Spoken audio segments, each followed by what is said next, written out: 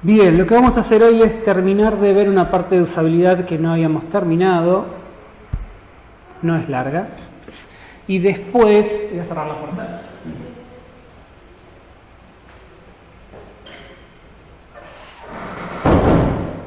A partir del viernes que viene, lo que vamos a hacer es, cada vez que nos juntemos, nos vamos a juntar para definir una actividad que tiene que ver con el proyecto.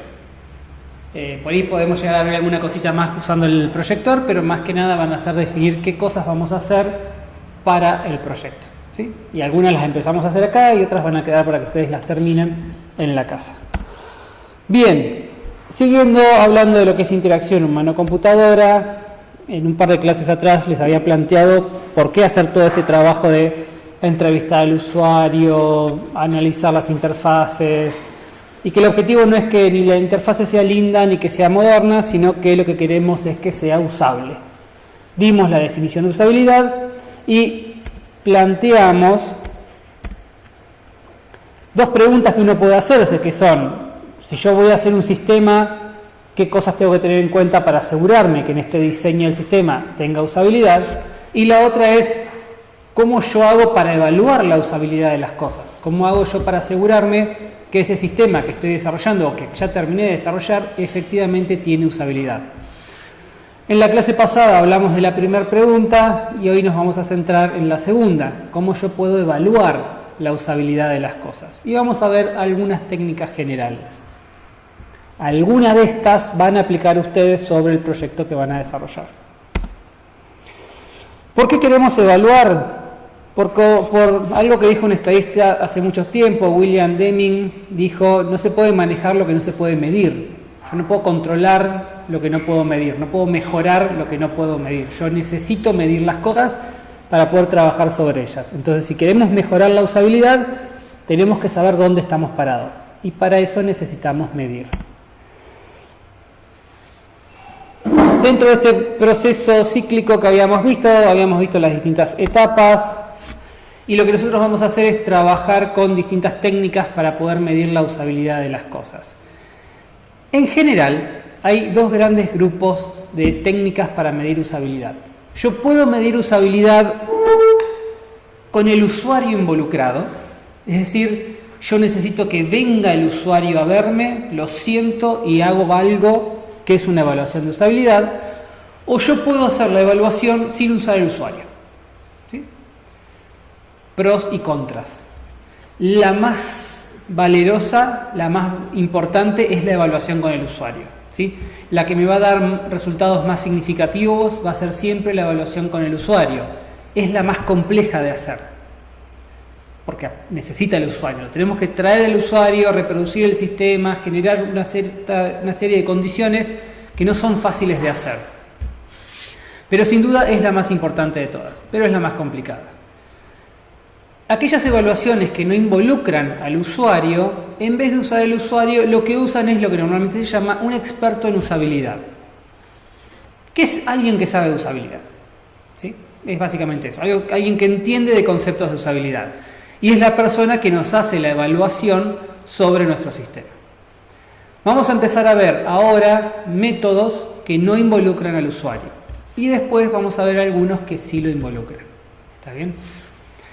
Una ventaja que tienen estos métodos que no involucran al usuario es que están muy bien definidos, son procedimientos que hay que seguir, ¿sí? Aquellas que involucran al usuario son un poco más libres en cómo se encaran y por ahí son más complejas de hacer por esta razón. Dentro de los métodos que no involucran al usuario tenemos el walkthrough cognitivo, la evaluación heurística, la evaluación basada en una revisión y la evaluación basada en el uso de modelos. ¿Sí? Vamos a ir viendo un poquito de cada una de ellas. Empezando con lo que se conoce como el walkthrough cognitivo. El walkthrough cognitivo surge de lo que es el walkthrough de código. El walkthrough de código es una técnica de testing, ¿sí?, que se usa para evaluar un código. Básicamente en esta técnica de lo que es ingeniería de software hay una serie de revisores que agarran un código fuente y lo miran. Van línea por línea analizando qué es lo que se está haciendo en función de un requerimiento funcional y evalúan si lo que se está haciendo está bien, es eficiente, sigue las convenciones, está bien identado, ese tipo de cosas. El walkthrough cognitivo es similar en el sentido que va a evaluar la interfase y qué es lo que se pide hacer. Básicamente, para hacer un walkthrough cognitivo, yo lo que necesito, si yo fuese el experto en usabilidad que lo va a hacer, es una descripción del sistema, ¿sí? Puede ser el sistema funcionando, puede ser el sistema con pantallas dibujadas en papel, o puede ser simplemente una descripción en texto de cómo va a ser el sistema, ¿sí? Mientras mejor sea la descripción, mejor va a ser la evaluación. Junto a esta descripción del sistema, voy a tener una descripción de qué es lo que se pretende hacer con el sistema, ¿sí? Dar de alta a un usuario, mandar un mail, imprimir un documento, la tarea. Entonces yo tengo el sistema, la tarea, ¿sí? La secuencia de pasos que se tienen que hacer en ese sistema para cumplir la tarea, ¿sí? Una lista de decir, bueno, este es el sistema, la tarea que vas a evaluar es mandar a imprimir un documento en una impresora que está conectada por la red. La secuencia de pasos es esta, todo, ir acá, ir acá, ir acá, ir acá, ir acá, ir acá. Y por último, una descripción del usuario, ¿sí? Sistema, tarea, pasos, descripción del usuario. ¿Qué es lo que hace un experto en usabilidad cuando hace un walkthrough cognitivo? Evalúa si ese perfil de usuario es capaz de cumplir esa tarea siguiendo esos pasos en este sistema. Eso es un walkthrough cognitivo. Que quizás no se den cuenta, pero ustedes están todo el tiempo haciendo walkthrough cognitivos. ¿Alguna vez les puede haber pasado que alguien les empezó a pasar direcciones? ¿Sí? Ustedes preguntan, che, ¿cómo llego al puerto de Bahía Blanca?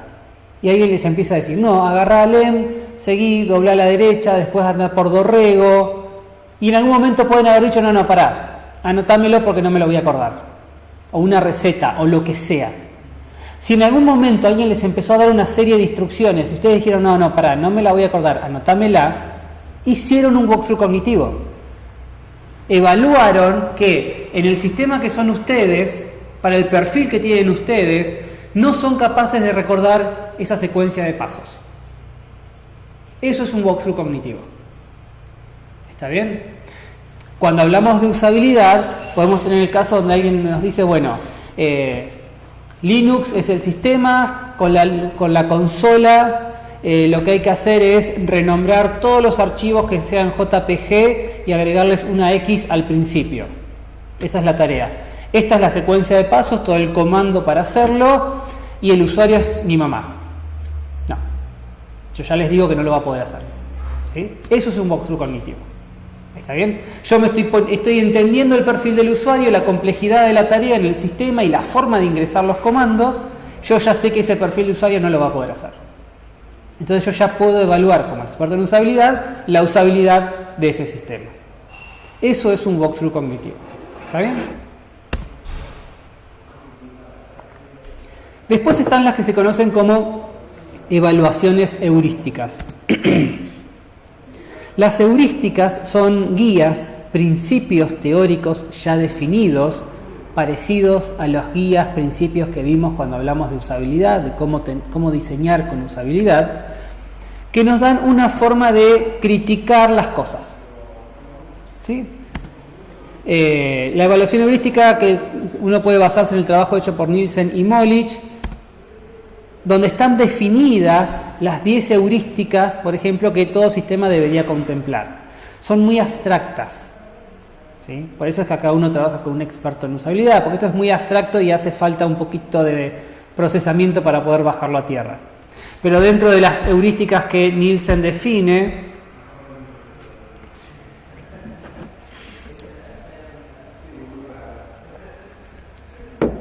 vemos cosas como la visibilidad del estado del sistema, el mapeo o el match entre el sistema y el mundo real, los controles del usuario y la libertad que tiene para usarlos, la consistencia y el uso de estándares, un montón de principios que todo sistema debería cumplir si queremos que tenga usabilidad. Entonces, de vuelta, ¿cómo es una evaluación de usabilidad con esto? Uno, conociendo estos principios, empieza a usar el sistema y empieza a detectar casos donde no se respetan los principios. Por ejemplo, en ciertas partes está el botón OK a la derecha y el cancelar a la izquierda, y en otros lugares está al revés, no hay consistencia. El sistema está trabajando pero no le informa nada al usuario, entonces el usuario no sabe si se colgó el sistema, no hay visibilidad del estado del sistema, ¿sí? Esas son las cosas o las evaluaciones que uno haría siguiendo estas guías o principios de heurística, ¿sí? Hola.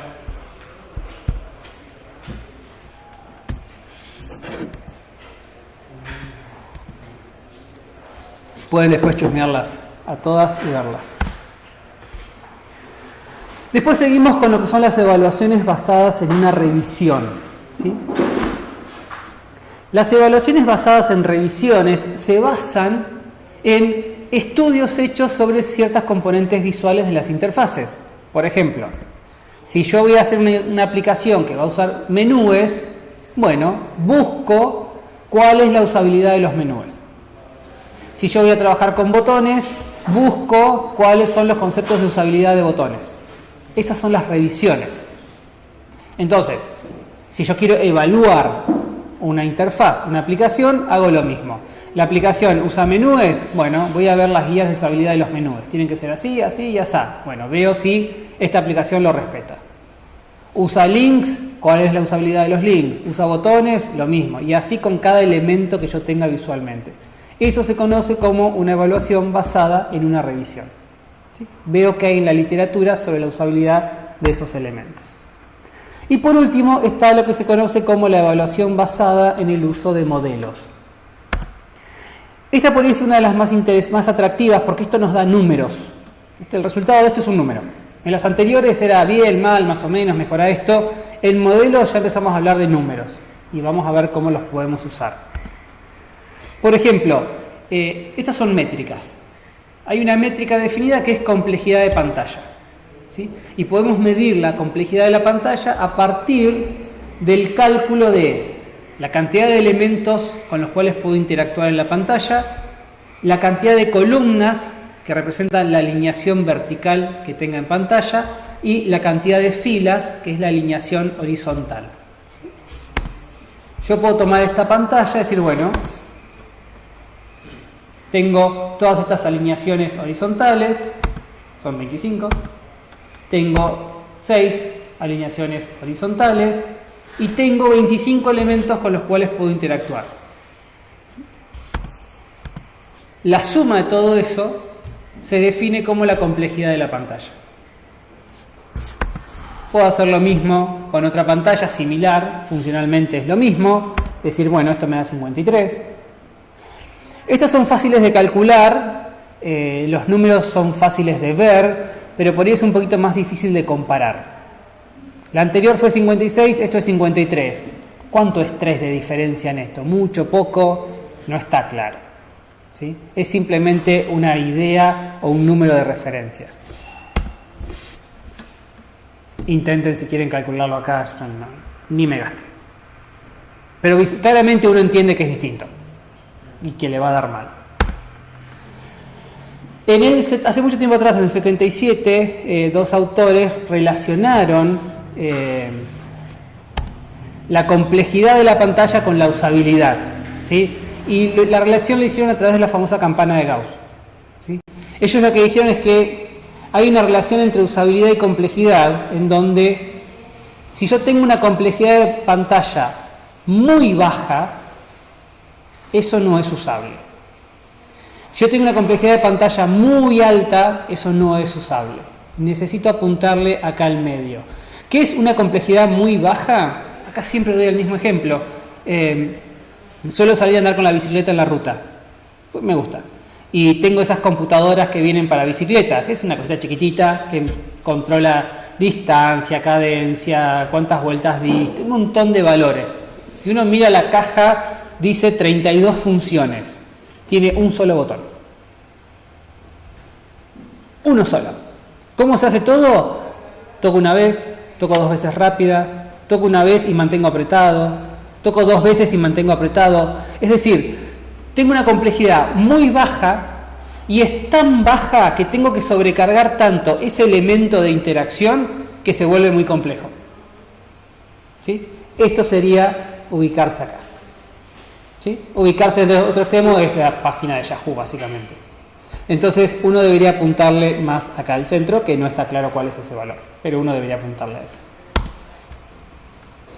KLM es otro modelo que está muy bueno, que nos permite calcular el tiempo que se va a tardar en interactuar. ¿Sí?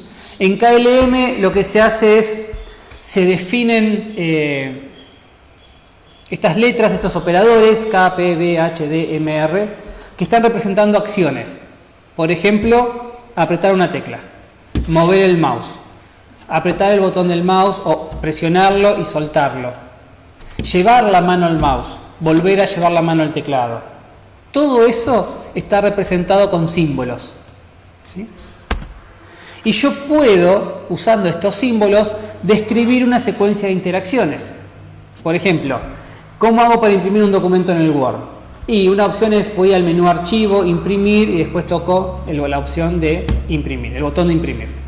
Bueno, en KLM hay dos operadores que son M y H. M es preparación mental, H es comprensión de objetivo, o sea, cosas que se dan siempre al principio, y después está mover el mouse, apretar el botón, soltar el botón, mover el mouse, apretar el botón del mouse, soltar el botón del mouse, y todo eso lo puedo ir describiendo.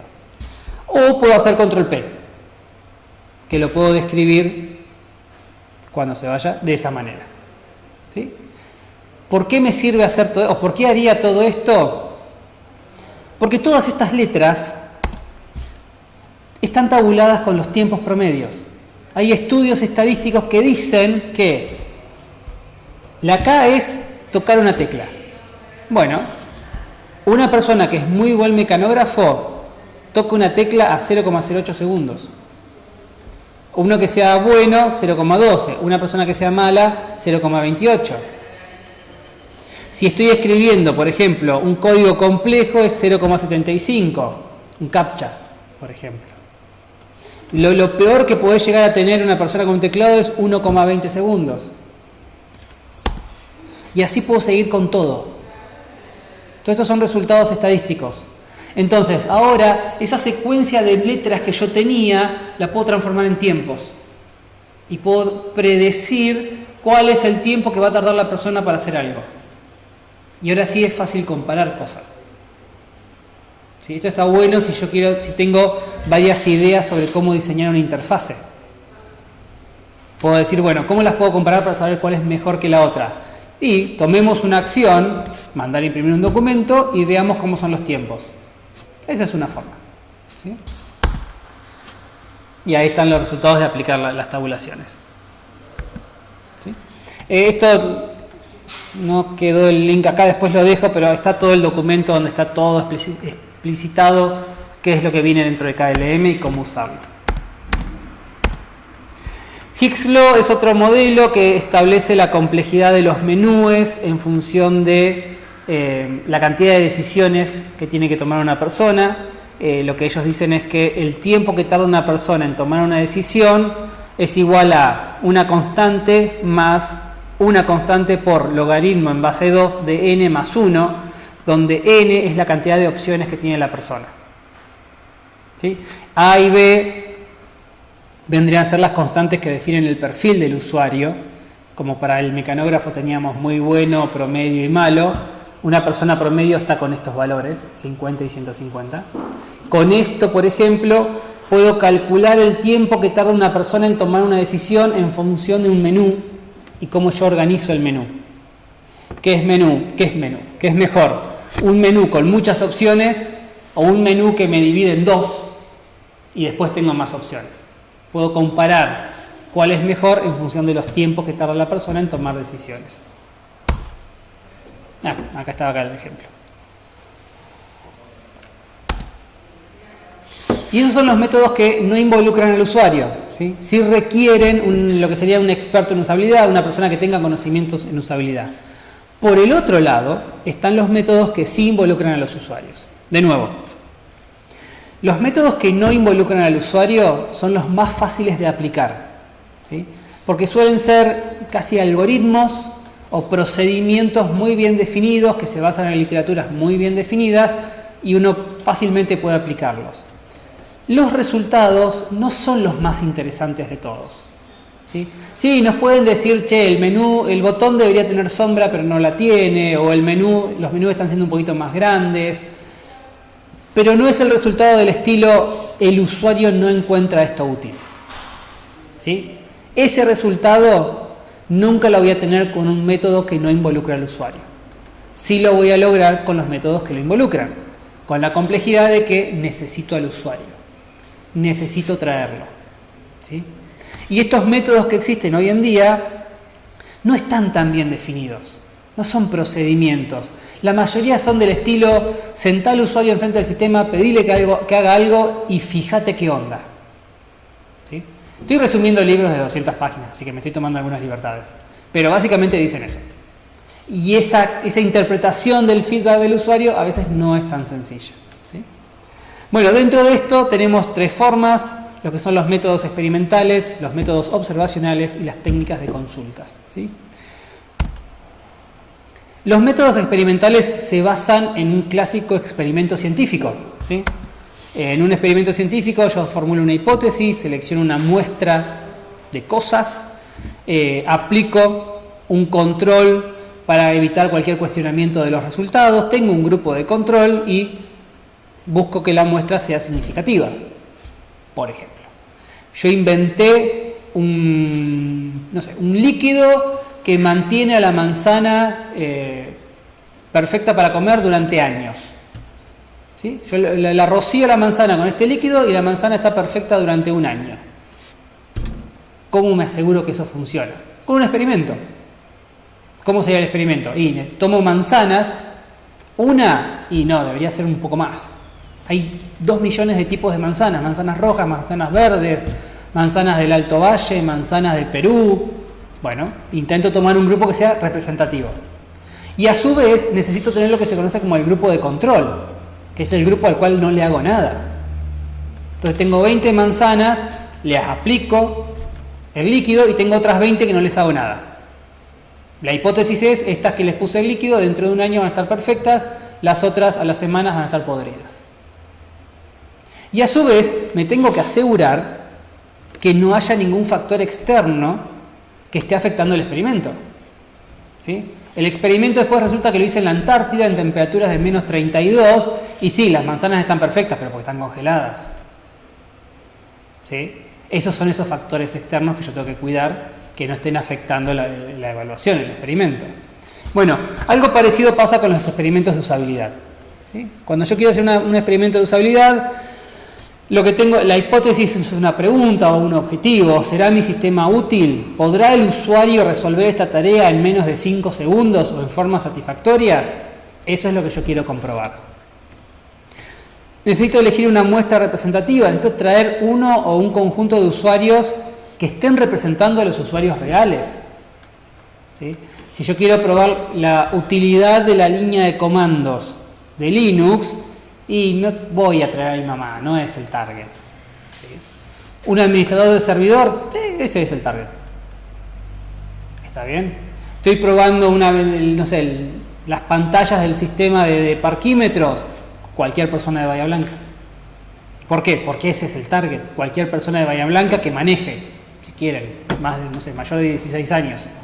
Pero tiene que ser alguien que realmente esté representando al usuario real. ¿Sí? Y lo que es importante es tratar de recrear el contexto real, es decir, acá es donde uno puede variar un poquito más. Si yo estoy hablando de un sistema que, la línea de comandos de Linux, ¿sí? Para administradores de servidores, bueno, ¿cuál es el contexto de trabajo de un administrador de servidor? Una oficina, con luz controlada. Bueno, intentaré recrear eso. Estoy probando las pantallas de los tótem del parquímetro. ¿Tiene sentido que lo pruebe acá adentro? Por ahí en un primer experimento lo podría probar acá adentro, pero no es la condición o el contexto real de ese sistema. O sea, una prueba real de ese sistema es ir ahora con la lluvia a probar el sistema. Ese es un contexto real, porque ese es un sistema que se va a usar abajo de la lluvia. Entonces, en algún momento tengo que considerar, ¿esto es cómodo de usar mientras está lloviendo? ¿Puede una persona ingresar al parquímetro mientras sostiene un paraguas con la mano? Esa es una pregunta que en algún punto alguien se tendría que haber hecho, porque la respuesta es no. En otra clase iremos más en detalle de ese sistema. Pero ese sistema, a esto que voy a decir hay una forma de resolverlo. Este sistema requiere una tarjeta apoyada sobre una zona especial de un lector. O sea, hay una tarjeta que tiene que estar apoyada. Tengo que tener la mano así, necesito la otra mano para tocar la pantalla. No puede una persona ingresar al parquímetro con un bebé a UPA, con un paraguas. Eso es parte de la prueba de usabilidad que alguien no hizo. Los tótem tienen, no sé, la duda que tengo existencial es si es una casualidad o realmente lo hicieron a propósito. Tienen en la parte de abajo, hay como un bordecito que sobresale, ¿sí? Y que justo queda para que uno pueda apoyar la tarjeta del parquímetro, y la tarjeta queda apoyada ahí y el lector la lee. Entonces ahí sí libera una mano. Honestamente, no sé si es una casualidad o es a propósito eso. Tiendo a ir por casualidad, por cómo está todo el resto de las cosas hechas. Pero bueno. Pero esa es la usabilidad de las cosas. Y esa es la pregunta que uno tiene que hacerse. Y ahí es donde aparece tratar de recrear el contexto real. ¿Sí? Y después viene lo más importante, que es observar al usuario. ¿Sí? Acá es donde uno empieza a obtener el valor del experimento, empezar a observar lo que hace el usuario. En muchos lugares donde hacen estas pruebas hay cámaras que filman, micrófonos que graban, porque acá lo importante es ver las reacciones del usuario. ¿Está el usuario frustrado? ¿Está con cara de culo? ¿Está puteando mientras usa el sistema? Me olvido que grabo estas cosas y después las subo a YouTube. Siempre me pasa lo mismo. Ahí es donde empezamos a ver las cosas de usabilidad, ¿sí? Por eso les decía que es más difícil interpretar estos resultados con respecto a los experimentos anteriores, porque en los experimentos anteriores con el experto de usabilidad la respuesta era 5,6 segundos. Buenísimo, ya está, listo, 5,6, lo interpreto. Y acá la respuesta es un usuario que está haciendo caras. ¿Cómo interpretamos esas caras? Es más difícil, ¿sí? Si lo hacemos bien es más valeroso que los 5,6 segundos, sin duda. Entonces hay que observar al usuario. Hay que recolectar medidas cualitativas y cuantitativas. Estas son medidas que sean números, como puede ser tiempo que tarda el usuario en completar la tarea, tiempo que tarda el usuario en loguearse. Podríamos llegar al extremo de presión arterial del usuario, tiempo que está el usuario mirando la pantalla y en qué zonas mira la pantalla, transpiración de las manos y de la piel. Todo eso son medidas cuantitativas, son números que yo puedo obtener. Y eso está bueno medirlo. Y aparte están las cualitativas, las que no son números, la satisfacción del usuario, el nivel de agrado con el cual el usuario se encontró con el sistema. Todo eso también lo puedo evaluar, ¿sí? Y muchas veces se evalúa con encuestas, entrevistas que se hacen al usuario después de hacerle el experimento. Todo eso también sirve para obtener valores de usabilidad. Y por último, realimentar el diseño. O sea, si voy a hacer todo esto y nadie le va a dar pelota, no lo hago. La idea de hacer esto es que después alguien tome estos resultados y digan, vamos a cambiar de lugar el botón, vamos a rediseñar el menú. Algo tiene que pasar con estos resultados. Y el gran problema es que no siempre todo esto es posible. No siempre el usuario está disponible, no siempre el contexto es fácil de recrear y uno ahí puede trabajar con lo que pueda hacer, ¿sí? Un ejemplo que hace mucho tiempo daban en un curso de usabilidad, Oracle, que es una empresa muy grande de tecnología, muy famosa por tiene unas bases de datos descomunales, había invertido millones de dólares en un manual para un hardware especial de base de datos. Era un libro así.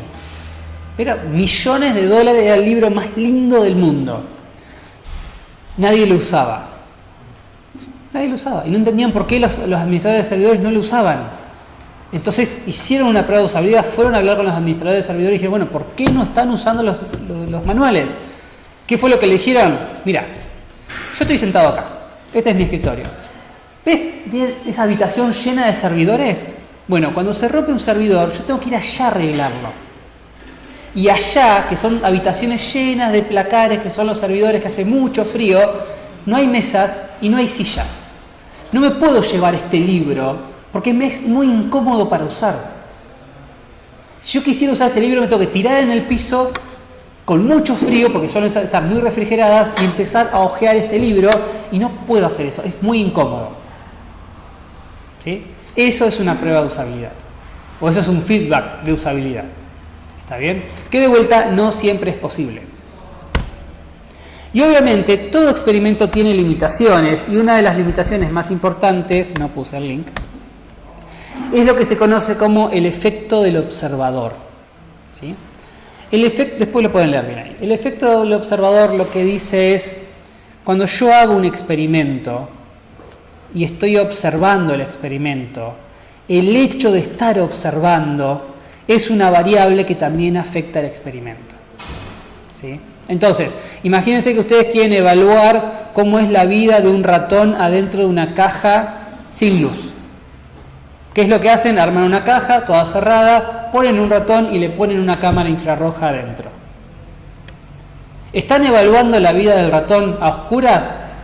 Y más o menos, porque en realidad están evaluando la vida del ratón a oscuras con una cámara adentro. ¿Sí? El objeto que están usando para observar el experimento también puede estar afectando el experimento. ¿Sí? Y no hay forma de no hacerlo.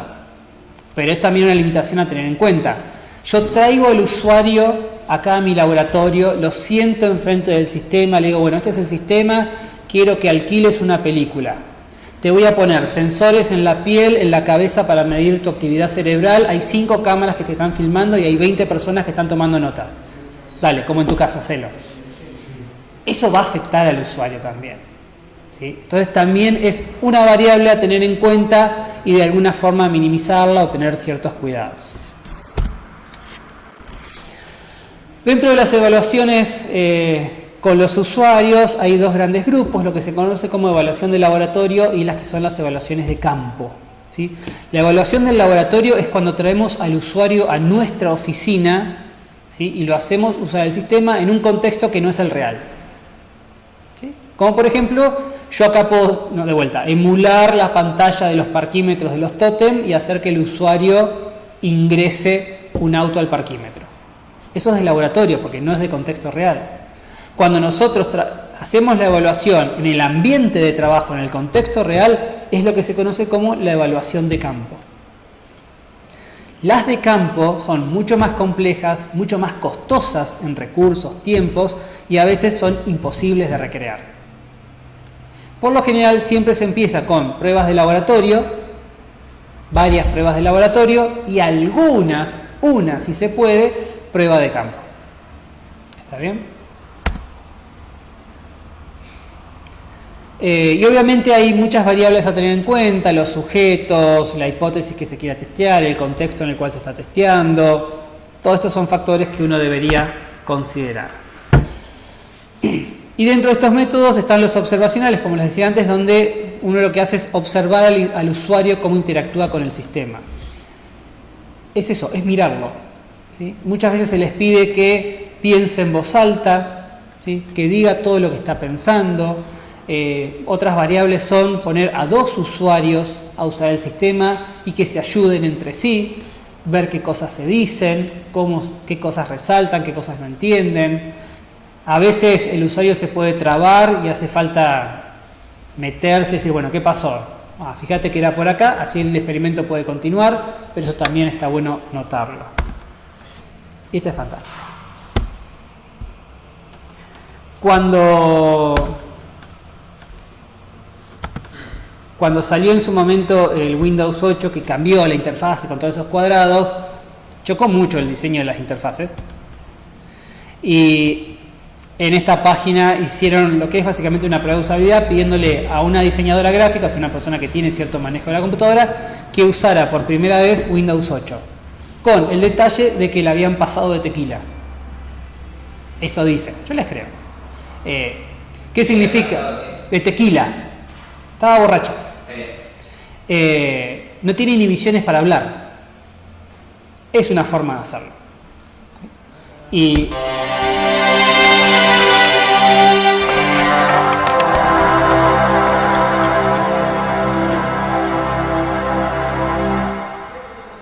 Absolutely, yes.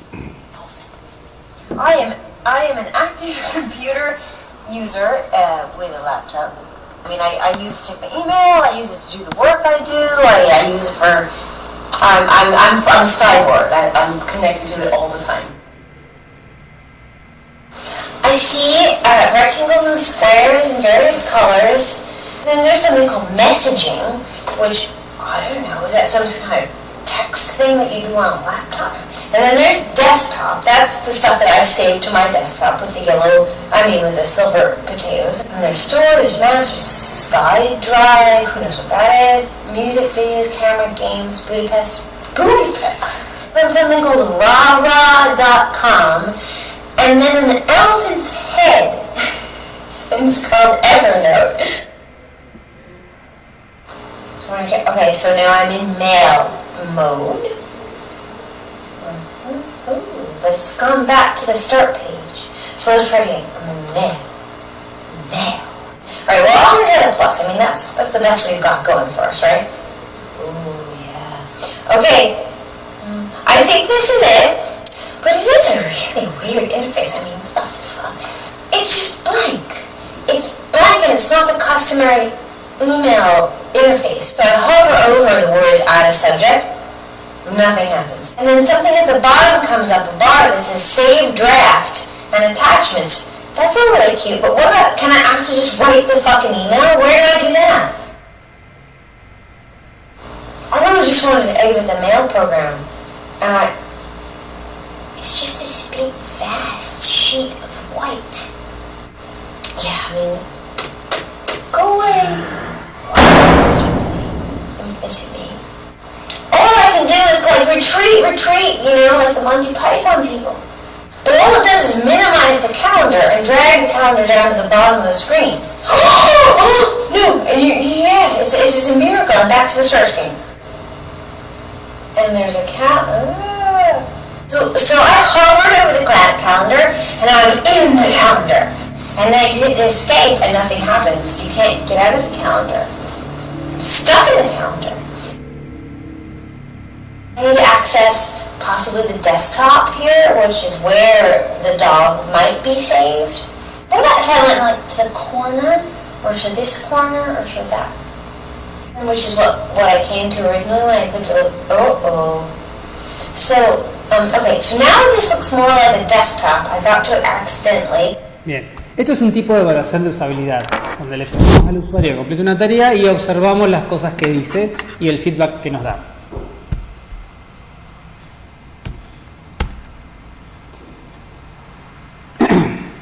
Las técnicas de consultas suelen tener que ver con entrevistas post uso de la aplicación, encuestas, charlas, ver cuál es la sensación que tuvo el usuario.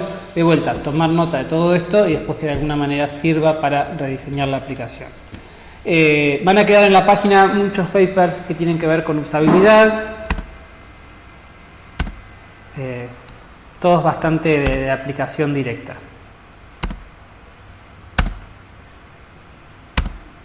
Y nada más. Bien.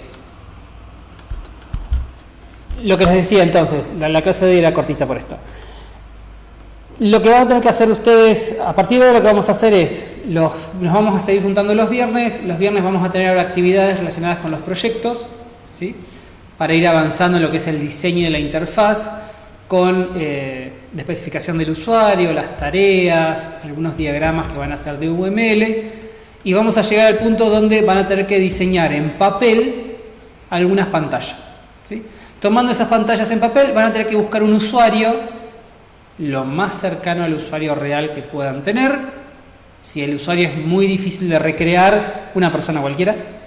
Y le van a decir, bueno, este es el sistema, no sé, da de alta un usuario nuevo. Y ver cómo la persona empieza a decir, bueno, yo tocaría acá, iría acá. Y esa va a ser la prueba de usabilidad. Una vez que ustedes concluyan con esa prueba de usabilidad y tengan el feedback del usuario, ahí vamos a dejar pasar un par de semanas sin clase en las cuales ustedes se van a dedicar a diseñar las pantallas finales de la aplicación. ¿Está? Y después nos vamos a encontrar para que hagan una presentación contando cuál fue el sistema que ustedes diseñaron y mostrando las pantallas. Y ahí podremos hacer algunas preguntas sobre qué decisiones tomaron para llegar a ciertos diseños que hicieron. ¿Está? Bien. ¿Dudas? ¿Preguntas? Más o menos, ¿para qué fecha estamos presentando ya un proyecto final? Y esto sería... Yo creo que ahora todo lo que queda de mayo lo vamos a dedicar al proyecto y fines de junio sería la presentación. Probablemente estas 3 semanas, la semana del 2, 9 y 16, queden para que ustedes trabajen haciendo las pantallas finales y en este sería el 28 de junio, ahí haríamos la presentación. ¿Sí? Lo que les había dicho al principio del curso es: yo no espero que implementen el sistema, no es un requerimiento que lo implementen. Yo quiero ver las pantallas finales. Las pueden hacer con PowerPoint, las pueden hacer con herramientas de prototipeo o pueden implementar el sistema si quieren. Si quieren hacerlo en Java y lo hacen en Java y ya queda armado el sistema, está perfecto. No espero funcionalidad. ¿Sí? Si apretan un botón y hay que cargar una base de datos, pueden cargar cualquier cosa. Puede ser un JPG que cargan, que es una tabla, pueden cargar siempre los mismos 5 datos. Lo que pasa por atrás a mí no me importa, a mí solamente me importa qué es lo que se ve adelante y cómo son las interacciones. ¿Está bien? Bien, listo entonces, nada más.